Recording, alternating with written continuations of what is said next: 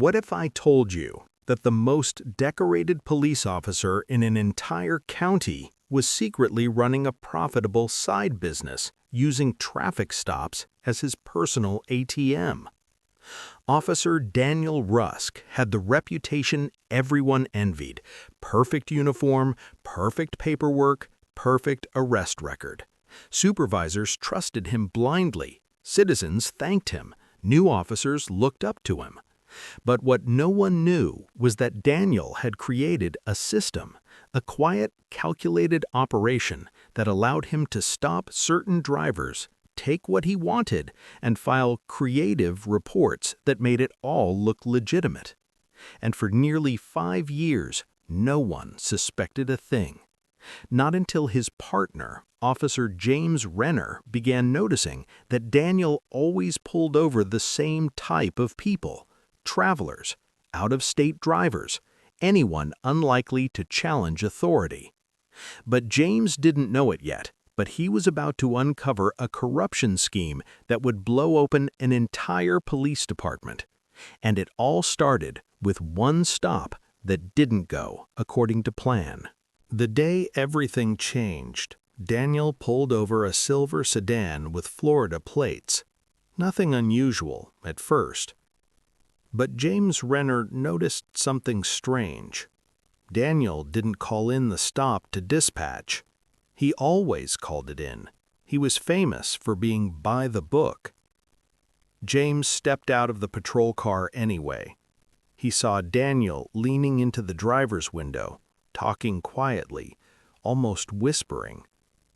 The driver, a nervous man in his 50s, handed something to Daniel. Not a license, not registration, something smaller. When Daniel returned, he looked unusually calm, almost relieved.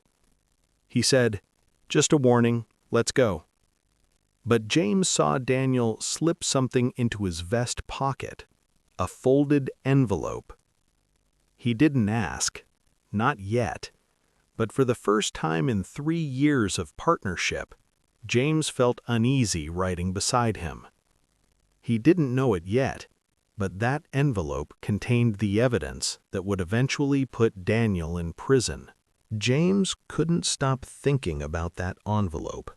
So later that night, he did something he had never done before. He reviewed Daniel's traffic logs. James expected clean, organized, meticulous records. Instead, he found gaps. Lots of gaps. Several stops Daniel made weren't logged. Some reports were missing signatures. Some had mismatched times. And others simply said, "verbal warning," with no explanation at all. For a man known for perfect paperwork, this was impossible. James pulled the past 6 months of logs. A pattern emerged immediately. 1. Out-of-state drivers. 2. Traveling alone. 3. Carrying large amounts of cash. 4. Stops with no witness officers. 5. Reports filed late or incomplete. It wasn't sloppy work. It was calculated. Daniel wasn't just breaking rules. He was choosing victims. And James had just discovered the blueprint of a long-running corruption scheme. James began asking quiet questions around the department. Not directly, just small comments, harmless curiosity. But officers reacted strangely. Some avoided eye contact, some changed the subject, and one veteran officer simply said, "If you're smart, you stop asking about Rusk." That's when James realized something far worse. People knew, or at least they suspected. Daniel had become a legend, a golden officer, the department favorite, the one with the magic touch for big busts and clean reports. But behind closed doors, there were whispers. And James began connecting dots.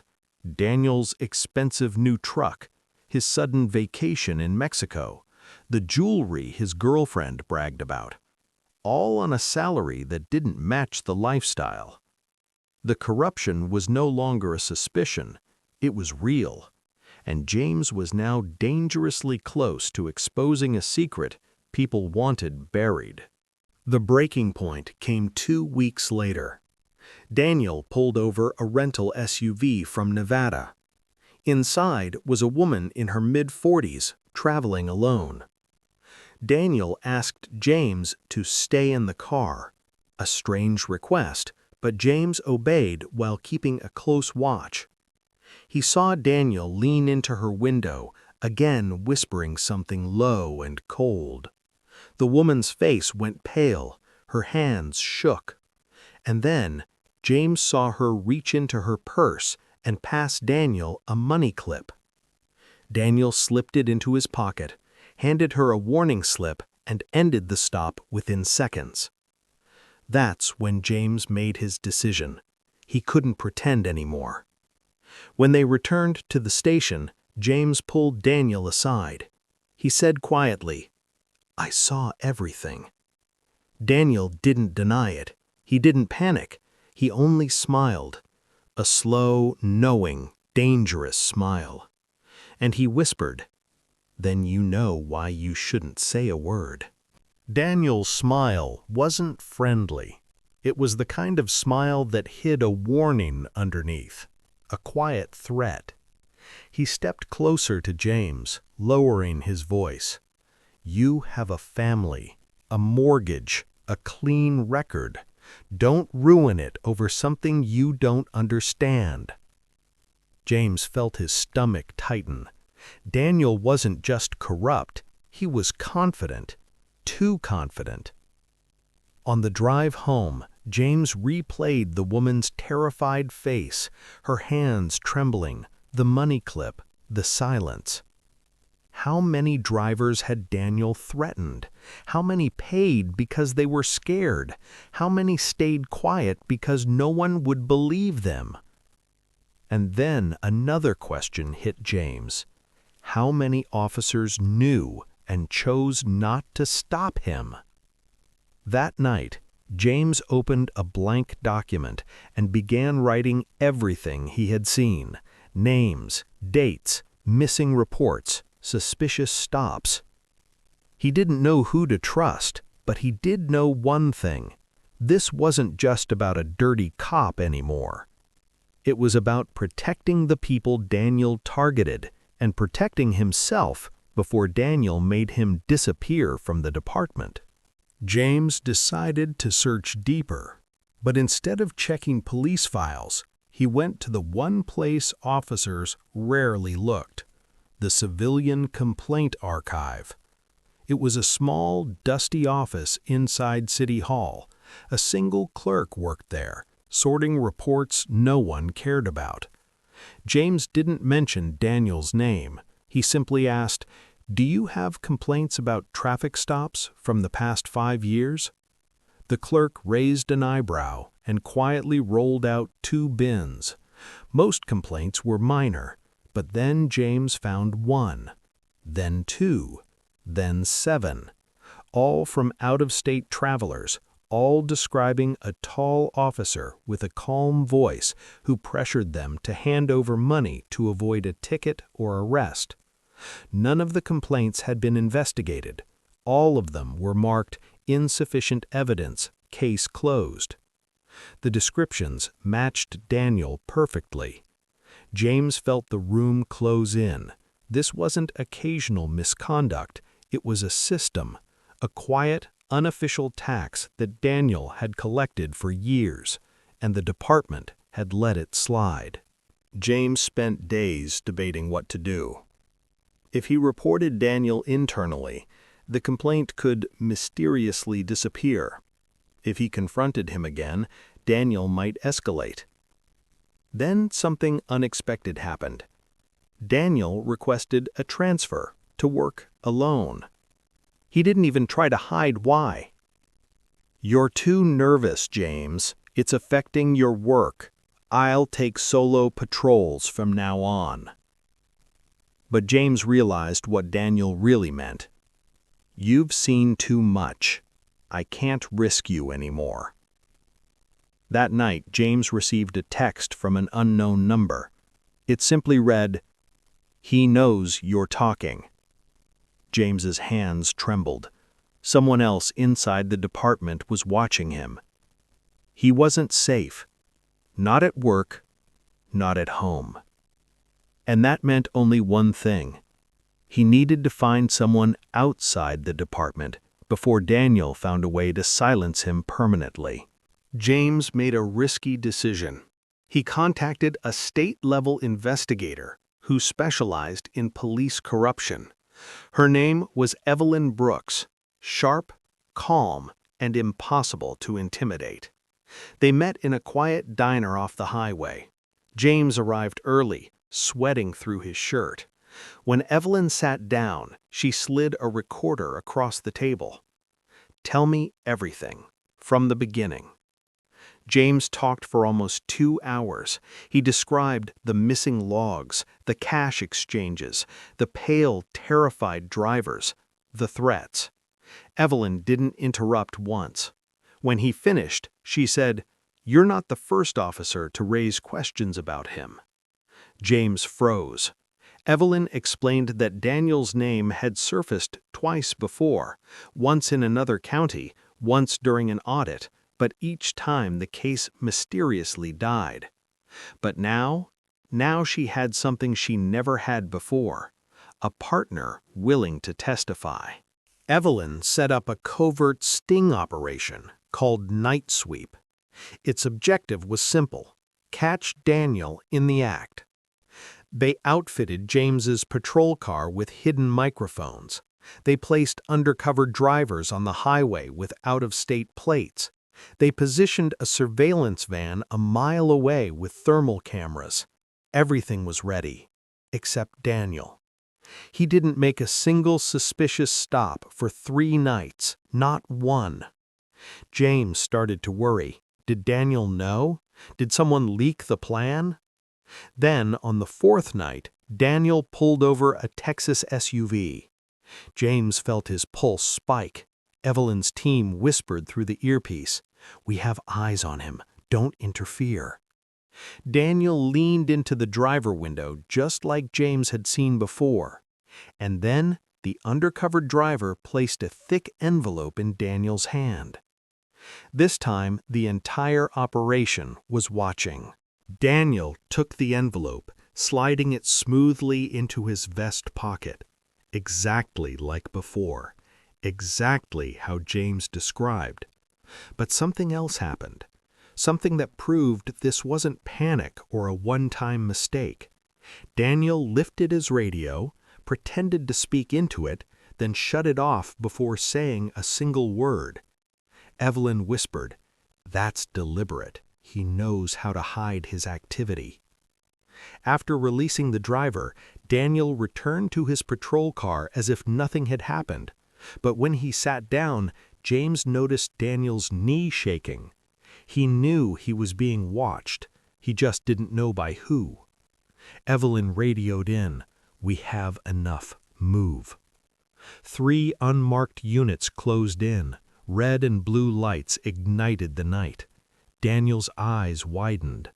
For the first time, James saw real fear on the face of the officer who had terrified so many. Daniel sat handcuffed in a small interrogation room.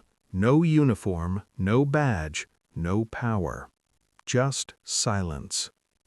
Evelyn entered with a file thick enough to weigh down the table. She didn't shout, she didn't threaten. She simply opened the file and slid forward 2 things: a list of unlogged traffic stops and the undercover envelope Daniel stole just hours earlier. Daniel looked at them, his jaw tightening. Evelyn said calmly, "You can cooperate, or you can spend decades explaining this to a federal judge." For the first time, Daniel broke. Not loudly, not dramatically. He whispered 4 words that changed everything. "I didn't work alone." Evelyn leaned back, eyes steady. "Then start talking." Daniel revealed something darker than anyone expected. He hadn't started the scheme. He inherited it. From older officers, men who taught him how to choose targets, how to intimidate them, how to falsify reports so supervisors never noticed. The system had been running for decades. Daniel was just the latest link in a quiet chain of exploitation. He named names, dates, locations, amounts. Evelyn realized this was no longer a small-town corruption case. This was a generational operation hidden inside the department. She turned to James and said, "You didn't just catch one bad officer, you uncovered a network." The department was about to face the biggest internal investigation in its history, and the fallout was going to be massive. Over the next month, Evelyn launched a full-scale inquiry. 6 officers were suspended, 3 resigned, 2 attempted to destroy evidence and were immediately arrested. The chief held a press conference, promising transparency, but the public didn't believe a word. Protests formed outside the station. Every stop the department made was suddenly questioned. And through it all, Daniel testified again and again, exposing every detail of the corruption he once benefited from. He wasn't doing it out of guilt. He was doing it to reduce his sentence. James watched his department crumble, but strangely, he didn't feel sadness. He felt relief. The truth was finally out. And for the first time, drivers on that highway were actually safe. Daniel Rusk eventually received a 7-year federal sentence for extortion, falsifying reports, and violating civil rights. He wasn't the only one. Several former officers faced charges. Others quietly left law enforcement forever. But the person who changed everything wasn't a detective, a prosecutor, or a politician. It was James Renner, a quiet patrol officer who decided one night that fear wasn't an excuse to stay silent. His testimony led to new training programs, new oversight policies, and a complete overhaul of traffic stop procedures. At the press conference announcing the reforms, a reporter asked James, "Why did you come forward when no one else would?" James thought for a moment. Then he answered, "Because those drivers trusted us. Someone needed to earn that trust back." And with that, the town finally began to heal. The corruption ring was broken. Justice, even if delayed, had finally arrived. If this story resonated with you, share it with someone who needs to hear it. Let's start the conversations that matter, the ones that lead to real change. And if you'd like more stories that challenge us, inspire us, and remind us of what we're capable of when we stand for what's right, subscribe to the channel. Your support helps bring more stories like this to light.